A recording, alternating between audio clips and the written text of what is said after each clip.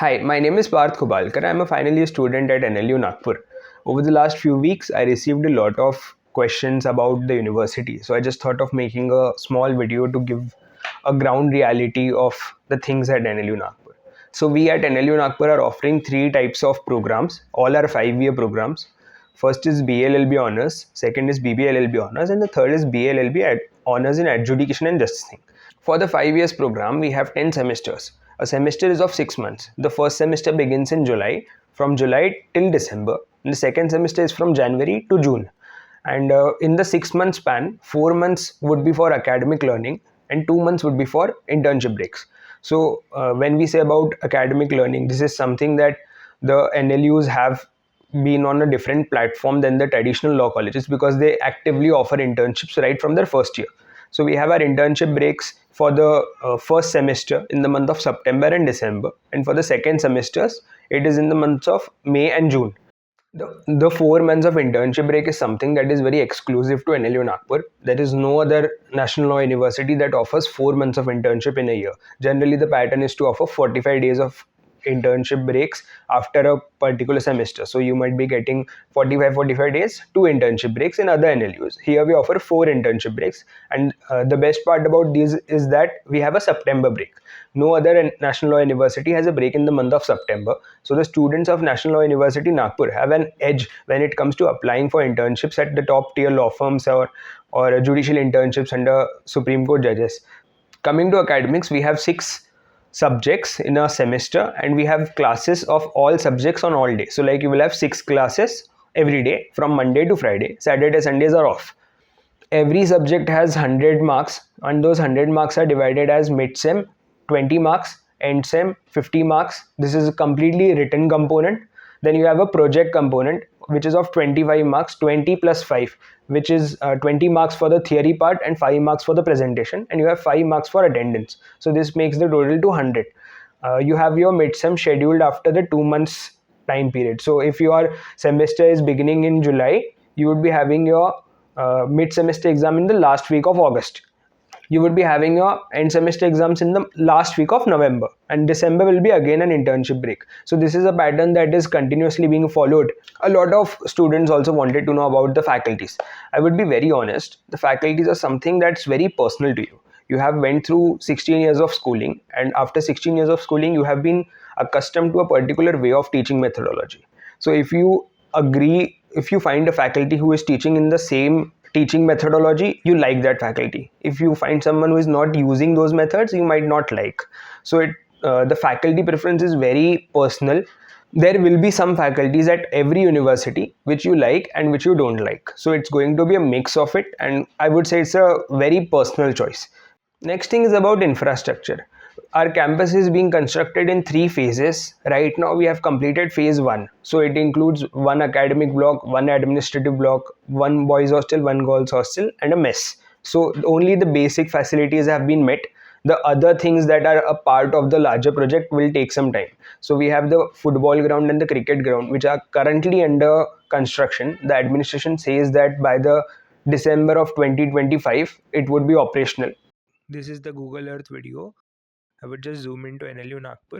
It is around 30 kilometers from the main city. It is spread across 60 acres. I would just remove the borders. Yes, as I said, that phase 1 is completed, so there are a lot of empty spaces. This is the main gate, followed by the 3 bungalows, the Chancellor, Vice Chancellor, and the Registrar bungalow. Then we have the cricket ground in the center. At the very left of it, you can see the football ground. Beside the football ground is the boys' hostel. Then there's an empty space for maybe another hostel, and then the girls' hostel. Beside the girls' hostel, there's an amenities block, which is the mess. Now we can see the faculty block as well as administrative block. Then we have the library. It is under construction, and we have the academic block where we have the classrooms. Now you can see the amphitheater.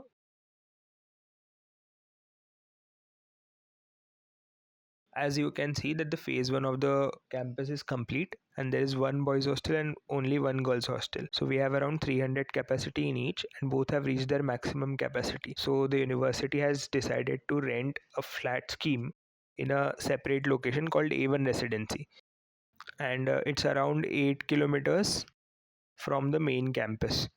So the students who would be residing at A1 Residency, including the upcoming batches of first year, will have to commute to the university on a day-to-day basis. It's around a half an hour bus journey. A1 Residency is not completely owned by the university. It also includes outsiders. Now this is a video of the lake and the amphitheater.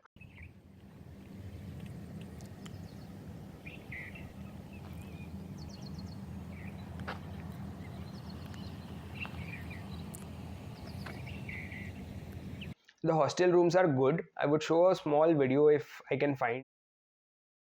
Regarding the mess, we have a fixed weekly timetable for all the items. I would show a list of the menu. If you want, you can pause the video and take a look at it.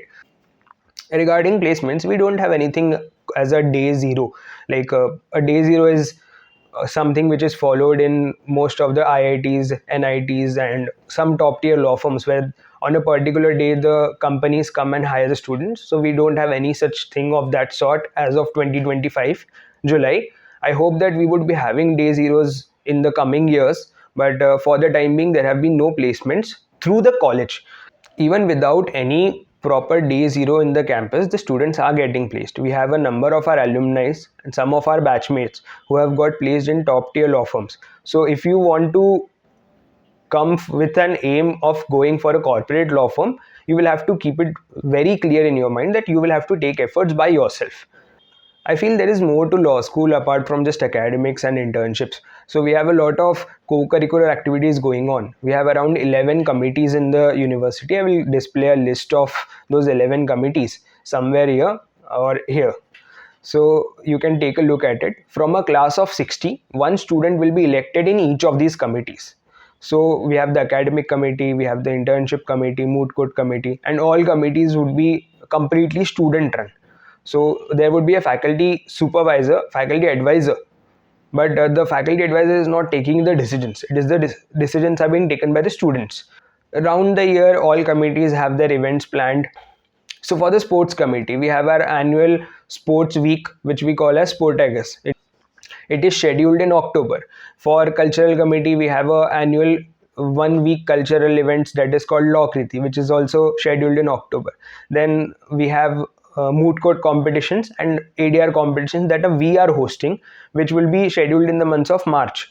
So these are some fixed flagship events from each committee, and there would be many minute events that are going on. There would be some guest lecture, or there would be some one day event, Monday blues, which is a DJ night or a garba night. Things like that keep happening. Apart from the committee, we also have centers. A lot of centers are not that active. A good thing about our administration is the reimbursement policy. The best part about this reimbursement policy is that it is not dependent on the performance of the student at that competition.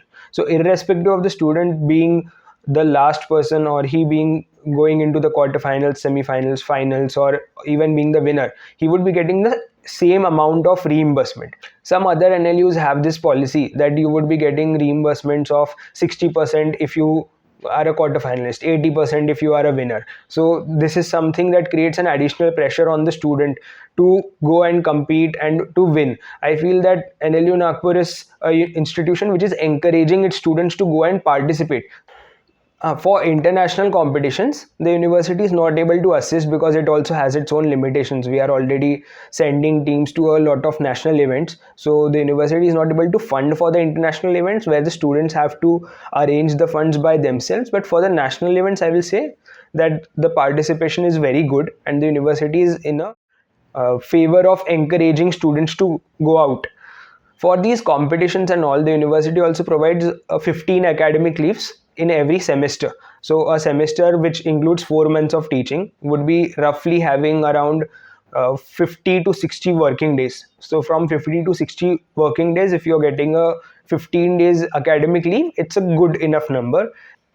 Up till now, I have stated the facts. Now I will provide my analysis about how I feel about the university. Firstly, it is a residential university, which means that all students are living on the campus. when all of your batch is living in the campus away from their homes, they are going through the same course curriculum, they are going through the same things, you bond on a different level. I have lived into the hostel for last 4 years, not for 3 years, because for the first year it was COVID. But I would say I have a very strong bond with everyone there. Since everyone were in the same university, I also got an opportunity to go and interact with the seniors and also create a bond with them, because they were also available there. So if you are going into a traditional university, not everyone are living in that particular campus. So for approaching a particular senior or approaching your friends, it's difficult because you will have to travel.